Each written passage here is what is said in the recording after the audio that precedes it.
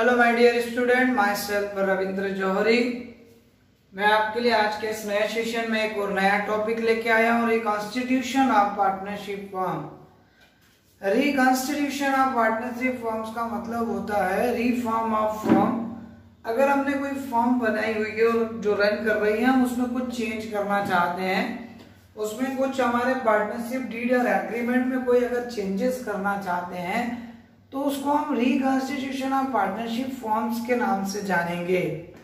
यहाँ पर हमने एक छोटी सी डेफिनेशन की। रिकॉन्स्टिट्यूशन ऑफ पार्टनरशिप फॉर्म का बेसिक मीनिंग है change in agreement of existing partnership form. Change in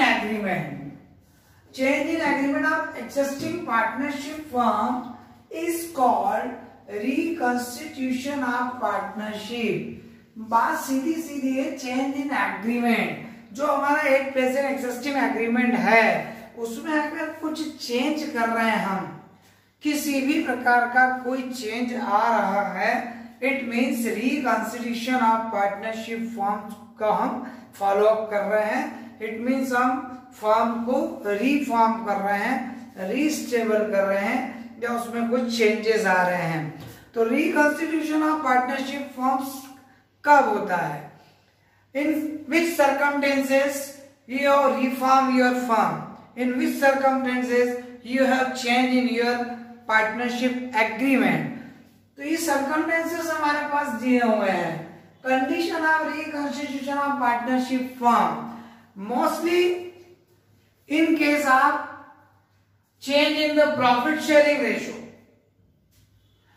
अगर कॉमन कंसेंट से पार्टनर्स आपस में ऐसा चाहते हैं कि वे अपने जो उनका at present profit sharing ratio है उसको वो चेंज करना चाहते हैं, मॉडिफाई करना चाहते हैं, उसमें कोई बदलाव करना चाहते हैं, तो it call reconstitution of firm, because इसके कारण उनका एग्रीमेंट भी चेंज हो जाएगा। Admission of new partners, in case of admission of new partner, if any person included in firm, अगर किसी पार्टनर्स को फॉर्म में इन्वॉल्व किया जा रहा है, किसी नए पर्सन को हम पार्टनर्स के रूप में एक्सेप्ट कर रहे हैं, तो in case of admission of new partner also change in your partnership agreement, आपके partnership agreement become a change because a new partner entered in your firm. एक नया पार्टनर आपकी फॉर्म में एंटर्ड होगा तो आपकी जो एग्रीमेंट है वो चेंज हो जाएगी, और ये भी रिकॉन्स्टिट्यूशन का एक रीजन बनेगा। And then retirement of partner और डेथ ऑफ पार्टनर्स, अगर किसी पार्टनर्स की डेथ हो जाती है या कोई पार्टनर्स फर्म्स को लीव करना चाहता है, फर्म को छोड़ना चाहता है, if any partner leave the firm, अब if any partners death of the, if any partners, किसी पार्टनर्स की डेथ की हो रही है तो वो अगर फर्म छोड़ रहा है तो ऑब्वियसली इस कंडीशंस में भी फर्म का रिकॉन्स्टिट्यूशन होगा, फर्म का पार्ट जो एग्रीमेंट है वो चेंज हो जाएगा और ये रिकॉन्स्टिट्यूशन माना जाएगा। एंड एक और रीजन है amalgamation of partnership firm. Amalgamation of firms का मतलब है दो फर्में आपस में मर्ज होना चाहती हैं, दो फर्में आपस में कोलैबोरेट होकर काम करना चाहती हैं। एक फर्म दूसरी फर्म को अगर एक्सेप्ट एडॉप्ट कर लेती है, अपने में मर्ज कर लेती है, तो in case of merging of partnership firm और amalgamation of partnership firm also we treat reconstitution of partnership firm. हम रिकॉन्स्टिट्यूशन का यूज कर रहे हैं, फर्म को रिफॉर्म कर रहे हैं, उसका रीस्टेब्लिशमेंट हो जाता है एक तरीके से, बिकॉज उसका एग्रीमेंट ओवरऑल चेंज हो जाता है। तो एग्रीमेंट जब भी चेंज होगा, किसी भी प्रकार का any types of changing in your agreement called reconstitution, किसी भी प्रकार का चेंज हो सकता है। इस कारण से कई सारे चेंज आएंगे जब कोई फर्म किसी अदर फर्म के साथ कोलैबोरेट होती है, मर्ज होती है, या कोई एडमिशन पार्टनर्स का होता है, इन case of retirement of partner कोई फर्म छोड़ के जाता है, तो उस समय बहुत सारे रीचेंज होते हैं। पहला तो सबसे पहले प्रॉफिट शेयरिंग रेशियो चेंज हो जाएगा, gaining and sacrifice ratio change होगा, ईच पार्टनर्स का गेनिंग, कोई किसी पार्टनर का शेयर बढ़ जाएगा, इट मींस उसका गेन होगा, किसी पार्टनर्स का प्रॉफिट शेयरिंग रेशियो कम हो जाएगा, इट मींस वो सैक्रिफाइस कर रहा है, और इसी कंडीशन में गुडविल ट्रीटमेंट बदलेगा, गुडविल का ट्रीटमेंट होगा। अगर कोई नया पार्टनर आ रहा है तो वो गुडविल लेकर आएगा। कोई पार्टनर जा रहा है, रिटायर्ड हो रहा है, तो उसको उसका शेयर ऑफ गुडविल पेमेंट करना पड़ेगा। इन दोनों ही कंडीशन में, admission of partner, retirement partner, आपको फॉर्म्स की गुडविल का वैल्यूएशन करके उसका ट्रीटमेंट करना पड़ेगा। ये सब रिकंस्टिट्यूशन का पार्ट होगा। हम हमारी गुडविल को रीवैल्यूट करते हैं, हमारी जो वैल्यूएशन है गुडविल की हम उसको रीवैल्यूट करना चाहते हैं, तो उसको रीवैल्यूएशन करके उसका एडजस्टमेंट करेंगे। कोई प्रॉफिट शेयरिंग रेशियो जब चेंज हो जाता है तो उसके का रीजन आपका जो ओल्ड प्रॉफिट है, जनरल रिजर्व्स है या अदर कोई फंड्स है जो डिस्ट्रीब्यूटेड किए जाने हैं पार्टनरों में, उनके भी हमको एडजस्टमेंट नए तरीके से करना पड़ेंगे। ये सब इसके इफेक्ट होंगे। Treatment in case of reconstitution of firm, जब हम फर्म का रिकंस्टिट्यूशन करेंगे तो हमको क्या ट्रीटमेंट करना पड़ेंगे, इसके ऊपर हम बात कर रहे हैं। Calculation of new profit sharing ratio मैंने अभी कहा। सबसे पहले आपका जब आप रिकंस्टिट्यूशन करेंगे और प्रॉफिट शेयरिंग रेशियो चेंज होगा तो न्यू प्रॉफिट शेयरिंग रेशियो आपको क्रिएट करना पड़ेगा, कैलकुलेट करना पड़ेगा। Adjustment of profit and reserve, अगर पुराना प्रॉफिट है, पुराना रिजर्व है, तो उसको गेनिंग सैक्रिफाइस रेशियो में आपको डिस्ट्रीब्यूट करना पड़ेगा।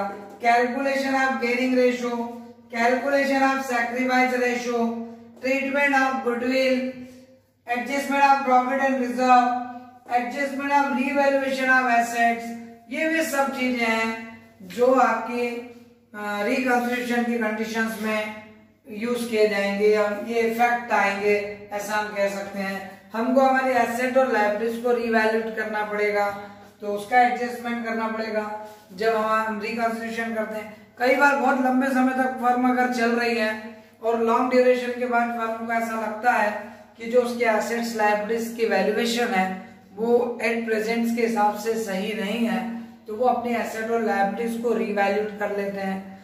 रिवैल्यूएट कई प्रकार से करते हैं। जब नया एडमिशन होता है किसी पार्टनर का तो फर्म अपनी एट प्रेजेंट एसेट और लायबिलिटीज को रिवैल्यूएट करती है। जब कोई पार्टनर रिटायर्ड होता है तब भी एट प्रेजेंट एसेट और लायबिलिटीज को रिवैल्यूएट किया जाता है। और उसी कंडीशंस में प्रॉफिट शेयरिंग रेशियो भी चेंज हो जाते हैं, gaining and sacrifice ratio change हो जाते हैं। इन सब का इम्पैक्ट रिकंस्टिट्यूशन के रूप में आपके सामने आता है। ये सब रिकंस्टिट्यूशन को शो करता है, ये सब आपको इंडिकेट करता है रिकंस्टिट्यूशन ऑफ फर्म्स। इस बारे में हमने डिस्कशन किया। ये मैंने आपको रीजंस बताए कब कब आपको रिकंस्टिट्यूशन का करना पड़ेगा या होगा या माना जाएगा। तीनों बातें हैं। हम कब ऐसा मानेंगे कि फर्म का रिकंस्टिट्यूशन हो रहा है, तो सीधी सी बात है जब हम हमारे प्रॉफिट शेयरिंग रेशियो को चेंज करेंगे, गेनिंग सैक्रिफाइस रेशियो को चेंज करेंगे, यदि किसी नए पार्टनर्स को एडमिशन देंगे, एट प्रेजेंट कोई पार्टनर्स लीव करना चाहता है, फर्म को छोड़ना चाहता है, रिटायरमेंट लेना चाहता है, या किसी पार्टनर की अनसर्टेनली डेट हो जाती है, तो अनसर्टेनली अगर किसी की डेट हो रही है तो उस कंडीशन में उसका पेमेंट, हमको रीपेमेंट उसका जो भी फंड है करना पड़ेगा। तो उसका पूरा एडजस्टमेंट फर्म में कैसे होगा।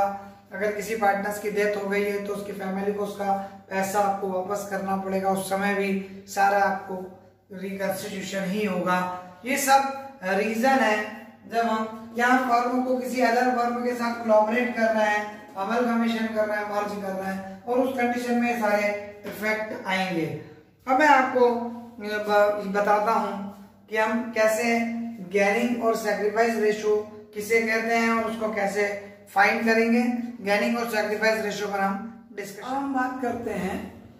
Sacrifice gaining ratio, new ratio कैसे फाइंड करते हैं। रिकंस्टिट्यूशन में जो सबसे पहला काम यही होता है कि आपको अपना जो प्रॉफिट शेयरिंग रेशियो आपका चेंज हुआ है उससे आप ये फाइंड करें कि आपका गेनिंग रेशियो क्या है, किस पार्टनर्स का गेन कर रहा है, कौन सा पार्टनर सैक्रिफाइस कर रहा है, और उनके प्रॉफिट शेयरिंग रेशियो में क्या चेंज आया है। तो इसलिए हम सबसे पहले गेनिंग रेशियो और सैक्रिफाइस रेशियो फाइंड करना और उसके साथ साथ न्यू रेशियो फाइंड करना भी सीखेंगे। अभी यहाँ देखिए आप सबसे पहले बात लिखा है मैंने, calculation of new profit sharing ratio, gaining ratio, sacrifice ratio. Sacrifice ratio find करने का जो फॉर्मूला है, सैक्रिफाइस रेशियो फाइंड करने का फॉर्मूला है old ratio minus new ratio. Old ratio minus new ratio से फाइंड करेंगे तो आपको सैक्रिफाइस रेशियो मिलेगा, और गेनिंग रेशियो में new ratio minus old ratio से फाइंड करेंगे तो हमको गेनिंग रेशियो मिल जाएगा। हम इस बात को इंडिकेट करें, प्रॉपर देखें कि हमको गेन हो रहा है या सैक्रिफाइस हो रहा है। हम किसी भी एक फार्मूले से दोनों निकाल सकते हैं। हम सैक्रिफाइस रेशियो से अगर फाइंड करेंगे और अगर पॉजिटिव आंसर आ रहा है, मतलब प्लस में आ रहा है, तो हम उसको सैक्रिफाइस मान लेंगे, और माइनस में आ रहा है तो हम उसको गेन मानेंगे। हम इसको कुछ क्वेश्चंस के थ्रू करने की कोशिश करते हैं। मैं आपको एग्जांपल के थ्रू बताने का प्रयास करता हूँ। फॉर एग्जांपल हम एक क्वेश्चन लेते हैं। क्वेश्चंस में ए का मतलब है ए, बी एंड सी, 3, 2, 1। ये ओल्ड रेशियो आपको क्वेश्चन में दिया हुआ है। क्वेश्चन में आपको ओल्ड रेशियो दिया हुआ है, ठीक है। उनका न्यू रेशियो आपको हो गया, उन्होंने न्यू रेशियो चेंज किया। अब उनका जो न्यू रेशियो हो गया वो इक्वल हो गया 1:1:1। अब उन्होंने अपना नया रेशियो इक्वल कर लिया। अब हम देखते हैं इसके कारण कौन सैक्रिफाइस कर रहा है और कौन गेन कर रहा है। हम फॉर्मूले में पुट अप करते हैं, तो यहाँ पर हम लिखते हैं ए, बी, सी। तो हम इसको अगर देखें तो ए का फॉर्मूला जो हमारा बना कि हमने ओल्ड रेशियो जो था वो था 3 + 2 + 1, मतलब 3/6, और बी का था 2/6 एंड 1/6। इसमें से हम माइनस करेंगे, इक्वल 1 + 1 मतलब 1/3 1/3 1/3। अब इसको हम इक्वल करके लाते हैं, ठीक है। एलसीएम लेंगे हम इसका, तो एलसीएम हम ले सकते हैं यहाँ पर 6 से डिवाइड हो जाएगा। 6 × 1 = 6, 1 × 3 एंड 3 × 1 = 3, 3 × 2 = 6। तो ये 1/6 आपका आया। 3 - 2 मतलब इसका जो रेशियो है वो कम हो रहा है, 1/6 से सैक्रिफाइस कर रहा है। ये सैक्रिफाइस हो गया, क्लियर। अब दूसरे का निकालते हैं हम बी का। तो बी का आप देखते हैं, एलसीएम हमने लिया 6, 3 6, 6 से 6 डिवाइड हो गया 1, 1 × 2, 3 से डिवाइड होगा 2 बार, 3 × 2 = 6, मतलब 2, ये हो गया 2/6। कई लोगों को एलसीएम लेने में प्रॉब्लम आती है। एलसीएम हम वो संख्या लेते हैं यहाँ पर, अपॉन में ऐसी संख्या लीजिए जो इन दोनों से डिवाइड होना चाहिए, इन दोनों के टेबल में आना चाहिए। ऐसा कंडीशन बने कि इन दोनों से या तो डिवाइड हो जाए या इन टेबल में आ जाए। आप इसकी जगह 6 × 3 18 भी रख सकते हैं, तब भी वही आएगा आंसर। अब जैसे अपन यहाँ पे लेते हैं, तो यहाँ भी अपन वही करेंगे। आपका 6 ले लिया, 6 से 6 डिवाइड हो गया 1 बार, तो 1 का × 1 में हो जाएगा। 3 से 3 डिवाइड होगा 2 बार, 2 का × 1 में हो जाएगा।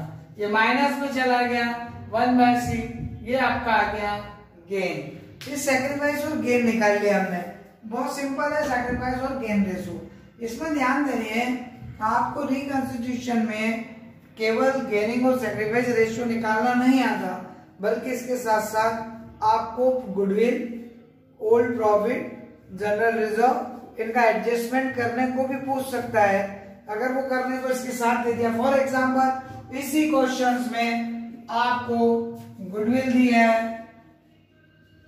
30,000, आपको जनरल रिजर्व दिया हुआ है 20,000 और आपको प्रॉफिट दिया हुआ है 10,000। आपको goodwill, profit, general reserve question में दिया है। सबसे पहले आप क्या करेंगे, सैक्रिफाइस और गेनिंग रेशियो निकालेंगे। हमने सैक्रिफाइस और गेनिंग रेशियो निकाल लिया, इसकी एक जनरल एंट्री आपको पास कर देना। एक जनरल एंट्री छोटी सी आपको पास करना है, एडजस्टमेंट एंट्री। आपको जनरल एंट्री के कॉलम आते हैं तो आप उसके कॉलम बनाइए। और जनरल एंट्री हम कैसे पास करते हैं, यहाँ पर आपका कॉलम आ जाएगा डेट, यहाँ आ जाएगा पर्टिकुलर, यहाँ आ जाएगा LF, यहाँ डेबिट अमाउंट और यहाँ पर क्रेडिट अमाउंट। अब हम इसको एंट्री पास कर देते हैं। याद रखिए इसकी सिंपल एंट्री है, गेनर्स कैपिटल अकाउंट डेबिट होगा, जो गेन करेगा, जिसका प्रॉफिट शेयरिंग रेशियो बढ़ रहा है, जो गेन कर रहा है उसका जो शेयर है वो उस गेन के बदले अपने शेयर में से कुछ पार्ट सैक्रिफाइस करने वाले को देगा। तो यहाँ पर गेनर्स कैपिटल अकाउंट डेबिट होगा, गेनर्स की कैपिटल रिड्यूस होगी, और sacrifice partners capital account credit होगा। तो ये जो अमाउंट हमको दिया हुआ है 3 + 2 + 1 टोटल हो गया 60,000। 60,000 का हम 1/6 फाइंड करेंगे तो 1/6 हो गया 10,000। ये हमारा एंट्री हो जाएगी। गेनर कौन है? सी, तो यहाँ आ जाएगा सी कैपिटल अकाउंट डेबिट। सीधा अमाउंट यहाँ पर 10,000 और 2 यहाँ पर ए आपका सैक्रिफाइस करना है ए कैपिटल अकाउंट 10,000 और आपका ये एंट्री हो गई। तो आप एंट्री भी कर सकते हैं रिकंसिलिएशन में। अगर आपको न्यू रेशियो फाइंड करना है, अपने सैक्रिफाइस और गेनिंग रेशियो फाइंड करना है, सैक्रिफाइस गेनिंग रेशियो हम कैसे फाइंड करेंगे और उसकी कैसे एंट्री करेंगे, हमने इसको क्लियरली देखने की कोशिश की, आपने समझा। मैं इसको एक और एग्जांपल से आपको समझाने की कोशिश करता हूं, उससे आपको पता लगेगा कि कैसे हम इसको एक्सप्लेन कर सकते हैं। हम इसको एक नया क्वेश्चन आपके सामने ले रहे हैं। देखिए हम नया क्वेश्चन ले रहे हैं। अब इसमें ए और बी दो पार्टनर्स हैं और सी को एडमिटेड किया है फॉर 1/5 शेयर के लिए। अब यहाँ पर हम एडमिशन की बात कर रहे हैं। एडमिशन वाले क्वेश्चंस में हमेशा न्यू शेयर फाइंड होता है और सैक्रिफाइस शेयर फाइंड होता है। आपको सैक्रिफाइस रेशियो फाइंड करना है, new profit sharing ratio find करना है। इसमें गेनिंग रेशियो नॉर्मली नहीं फाइंड होता, क्योंकि यहाँ पर ऑब्वियसली जो न्यू पार्टनर है वो गेन कर रहा है, उसका रेशियो आपको दिया हुआ है, क्योंकि जो आ रहा है जिसको हम शेयर दे रहे हैं वो गेनर हो गया, और जो शेयर हमारा पास से उसके पास जा रहा है तो हम सैक्रिफाइस कर रहे हैं क्योंकि हमारे पास से शेयर कम हो रहा है। तो जो अपना शेयर अपने कैपिटल में से ट्रांसफर करता है, अपने प्रॉफिट में से ट्रांसफर करता है, वो सैक्रिफाइस करता है, और जिस पार्टनर को वो शेयर मिलता है वो गेन करता है। तो उसके लिए न्यू पार्टनर्स का जो रेशियो वो गेनिंग रेशियो ऑटोमेटिक दिया है, और ओल्ड पार्टनर्स का जो रेशियो है उससे हम सैक्रिफाइस रेशियो फाइंड करेंगे कि उन्होंने न्यू पार्टनर्स को किसने कितना शेयर दिया। तो उसको फाइंड करने के लिए सबसे पहले आपको न्यू प्रॉफिट शेयरिंग रेशियो निकालना पड़ेगा। और न्यू प्रॉफिट शेयरिंग रेशियो इस तरीके के क्वेश्चन में A and B are partner and their profit sharing ratio 3:2। Old profit sharing ratio 3:2 दिया हुआ है, and C admitted for 1/5 share. C admitted 1/5 share के लिए न्यू पार्टनर्स के रूप में उसको एडमिशन दिया। अब हम न्यू प्रॉफिट शेयरिंग निकालेंगे। सबसे पहले ऐसे क्वेश्चंस में आपको क्या करना है, एज्यूम करना है। Assume firm share 1/1। फर्म का शेयर हम एज्यूम कर रहे हैं, फर्म शेयर एज्यूम करेंगे 1/1, और इसके बाद हम क्या करेंगे 1/1 में से 1/5 शेयर हम सी का शेयर दे देंगे। सी का शेयर रिड्यूस करेंगे तो एलसीएम लेंगे, 5 1 जा 5, 5 1 जा 5, 1 1 जा 1, एंड यह आएगा 4/5। 4/5 4 ए एंड बी। ये 4/5 जो है ए एंड बी के शेयर बचा। सी का हमने शेयर अलग कर दिया फर्म के शेयर में से। जो ओवरऑल फर्म का शेयर था उसमें से पहले सी का शेयर हम रिड्यूस करेंगे, देन आफ्टर जो बैलेंसिंग शेयर होगा वो balancing share A and B में डिस्ट्रीब्यूट हो जाएगा, उनका नया रेशियो आ जाएगा। तो ए क्या करेगा 4/5 जो शेयर है उसमें उसका जो रेशियो दिया है, आपको रेशियो दिया 3, तो यहाँ पर 3/5, 5 5 जा 25 एंड 4 3 जा 12। ये नया रेशियो आ गया, ये न्यू रेशियो है, न्यू रेशियो। ऐसे हम बी का निकालेंगे 4/5 इंटू 2/5, 4 2 जा 8, 5 5 जा 25, ये भी आपका हो गया new ratio. And C already C share given 1/5 into 25, इसका जो अमाउंट है वो 25 है, इसको इक्वल करना पड़ेगा आपको। इसका जो डिनोमिनेटर है उसको इक्वल करना पड़ेगा। डिनोमिनेटर को इक्वल करने के लिए हम क्या करेंगे, इसमें ऐसी अमाउंट का, ऐसे संख्या का हम इंटू करेंगे जिससे डिनोमिनेटर इक्वल हो जाए। इसका डिनोमिनेटर है 25, तो इसको भी 25 करना पड़ेगा। तो हमने 5 5 जा 25 और 5 बन जा 5, ये आपका तीनों के शेयर हो गए। तो यहाँ पर आपका हो गया A B C 12 8 5 डिवाइड 25, ये आपका new share 12 by 25, 8 by 25 and 5 by 25, ये इनका नया रेशो आ गया। अब ये नया रेशो आपने फाइंड किया, कैसे किया? आपने 1 बाय 1 एज्यूम किया फर्म्स का शेयर और उसमें से पहले सी का शेयर आपने रिड्यूस किया, then after A B C का शेयर फाइंड किया है आपने। अब हमको निकालना है सैक्रिफाइस रेशो। तो सैक्रिफाइस रेशो कैसे निकालेंगे? सैक्रिफाइस रेशो निकालना है आपको, अगर सैक्रिफाइस रेशो निकालने का तरीका क्या होगा?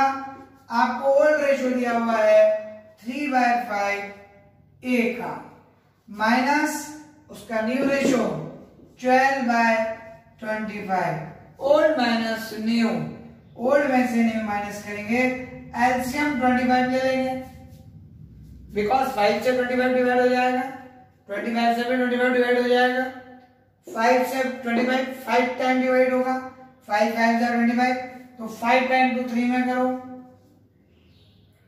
25 को 5 से डिवाइड किया 5 बार, 5 टाइम का डिवाइड इनटू किया 3 में, 5 3 जा 15, 25 से 25 1 टाइम का इनटू किया इसमें, तो यहाँ पर 12 और इसको जब सब्ट्रैक्ट करेंगे तो 3 बाय 25, ये इसका सैक्रिफाइस। अब ये देखो आया 3, जबकि इनका ओल्ड रेशो भी वही है 3। सेम बी का 2 बाय 5 माइनस 8 बाय 25, ये है न्यू रेशो 8 बाय 25। अब यहाँ भी एलसीएम आपने लिया 25, 5 से 25 को डिवाइड करेंगे, 5 टाइम 5 2 जा 10, 25 से 25 डिवाइड होगा 1 टाइम, 1 8 जा, और ये आ गया आपका 2 बाय 25। ये बहुत ही छोटी संख्या से हमने सॉल्व करना सीखा। जब आप इस वीडियो को 2-3 बार आप देखेंगे तो आपको न्यूमेरिकल्स प्रॉपरली समझ में आ जाएंगे कैसे सॉल्व किया है। कोई दिक्कत नहीं है न्यूमेरिकल सॉल्व करने में, बहुत इजी होते हैं। ये सैक्रिफाइस रेशो 3:2, इनका सैक्रिफाइस रेशो आ गया। तो यहाँ पर ओल्ड रेशो और सैक्रिफाइस रेशो इक्वल है, बिकॉज दोनों ने अपने इक्वल रेशो में सैक्रिफाइस किया हुआ है। इस तरीके से ये आपने क्वेश्चन करना सीखा। एक छोटा सा क्वेश्चन और आपको मैं करके बता दे रहा हूँ, इसी में उसको भी हम देखें तो आपको एक अच्छा टॉपिक सॉल्व हो जाएगा आपका। कैसे हम करते हैं इसको देखिए। चलिए एक नया क्वेश्चन और आपको, कि जिससे आपकी सारी प्रॉब्लम सॉल्व हो जाए, एडमिशन की भी और रिकॉन्स्टिट्यूशन की भी। जब नया रेशो हम कैसे निकाल रहे हैं, सैक्रिफाइस कैसे निकाल रहे हैं, ये दोनों ही समस्या आपकी सॉल्व हो जाएगी इस क्वेश्चन के बाद। आई थिंक ये बहुत ही बेटर क्वेश्चन है, बहुत छोटा सा क्वेश्चन दिया मैंने। A and B 3 by 5 2 by 5 के पार्टनर्स हैं, ये इनका ओल्ड रेशो है। हमने यहाँ पर ओल्ड रेशो लिया हुआ है। अब ये ओल्ड रेशो आपको दिया हुआ है 3 by 5 2 by 5। C admitted for 1/5 share, C को 1/5 शेयर के लिए एडमिट किया। अभी हमने क्वेश्चन इसके पहले जो कराया सेम ऐसा का ऐसा क्वेश्चन है, यहाँ 1/5 के लिए हमने सी को एडमिट किया है, लेकिन उसमें कौन कितना सैक्रिफाइस कर रहा है ऐसा कुछ नहीं दिया था, पर इस क्वेश्चन में थोड़ा सा चेंज किया है। यहाँ लिखा है he received his share equally from A and B. C admitted for 1/5 share and he received his share equally from A and B. He received his share equally from A and B, मतलब ये A and B से अपने share को equal ले रहा है। For example अगर मान लो 100 रुपीज लेना है तो 50-50 रुपीज वो दोनों से लेगा। तो 50-50 रुपीज मतलब उसके अमाउंट को आधा आधा करना पड़ेगा। तो यहाँ पर आपकी शुरुआत कैसे होगी, सी का जो शेयर है वो 1/5 है, ठीक है। तो यहाँ पर हम इसको कैसे यूज करेंगे कि यहाँ पर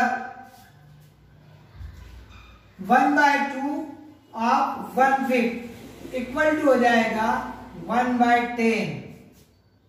ऐसे 1/2 ऑफ 1/5 1/10, ये क्या बन गया, सैक्रिफाइस रेशियो डायरेक्ट आ जाएगा। क्लियर। 1/2 ऑफ 1/2 क्यों किया, क्योंकि दोनों से इक्वल ही ले रहा है, दो पार्टनर्स हैं तो आधा आधा, तो 1/5 का आधा वो ए से लेगा, तो ये 1/10 हो गया फ्रॉम ए, यहाँ पे लिख सकते हैं ये from A and from B, ये बी से ये ए से लेगा। ये सैक्रिफाइस रेशियो है आपका, जो ए और बी सैक्रिफाइस करेंगे। अब आपको क्या निकालना है, न्यू रेशियो निकालना है। तो न्यू रेशियो में एक फार्मूला चेंज हो जाएगा, यहाँ हो जाएगा ओल्ड माइनस सैक्रिफाइस, या ओल्ड माइनस सैक्रिफाइस रेशियो में इसको सॉल्व करेंगे तो आपका न्यू रेशियो आएगा। सैक्रिफाइस पहले निकल गया, फिर न्यू रेशियो निकाल रहे हैं। तो यहां पर आप देखेंगे तो यहाँ पर ओल्ड रेशियो ए का दिया हुआ था 3/5 और सैक्रिफाइस रेशियो जो दिया हुआ है 1/10। अब हम इसको सॉल्व करेंगे तो वही एलसीएम लेने का तरीका 10, 5 से 10 डिवाइड हो जाएगा 2 बार, 5 से 10 डिवाइड होगा 2 बार, 2 का इंटू 3 में करो, और 10 से 10 डिवाइड होगा 1 बार, 1 का इंटू 1 में करो, तो ये 5/10। क्लियर? ये ए का, ऐसे बी का, तो यहाँ पर 2/5 माइनस 1/10, यहाँ पर एलसीएम लिया 10, 5 से 10 2 टाइम डिवाइड होगा, 5 से 10 को 2 टाइम डिवाइड करो, 2 इंटू 2 4, एंड 10 से 10 1 टाइम डिवाइड होगा, 1 इंटू 1 एंड 3/10।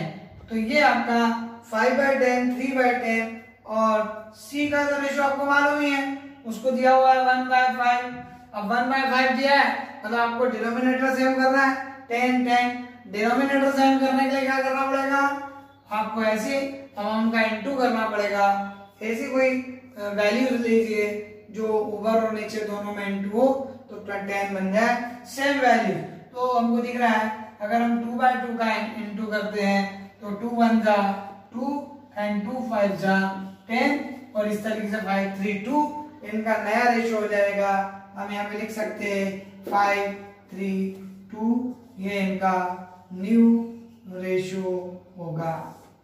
तो यह पहले सैक्रिफाइस निकाला, जब क्वेश्चन में दिया हो कि कौन कितना सैक्रिफाइस कर रहा है, दोनों इक्वली सैक्रिफाइस कर रहे हैं, तो इक्वली सैक्रिफाइस करेंगे तो आपको पहले सैक्रिफाइस रेशियो निकालना पड़ेगा और उसके बाद फिर आपको न्यू रेशियो निकालना पड़ेगा।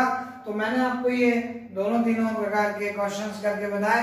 ये इक्वली की जगह ऐसा भी लिख सकते हैं, his share received from A 2/3, 1/3, his share received from A and B 5/10,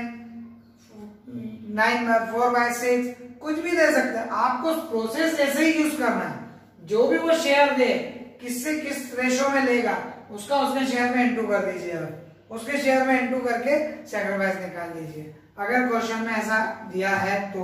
otherwise simple तरीका है, ये क्वेश्चंस करके बताया मैंने। आप अपनी बुक्स के क्वेश्चन करेंगे तो ऑब्वियसली आपको बहुत आसानी से समझ में आएगा। आपका जो नया वीडियोस हम अपलोड करेंगे उसमें हम आपको ट्रीटमेंट ऑफ गुडविल सिखाएंगे। गुडविल का ट्रीटमेंट कैसे किया जाता है, उसकी कैलकुलेशन तो आपको बता ही चुके हैं। अब treatment of goodwill next video में। Good day.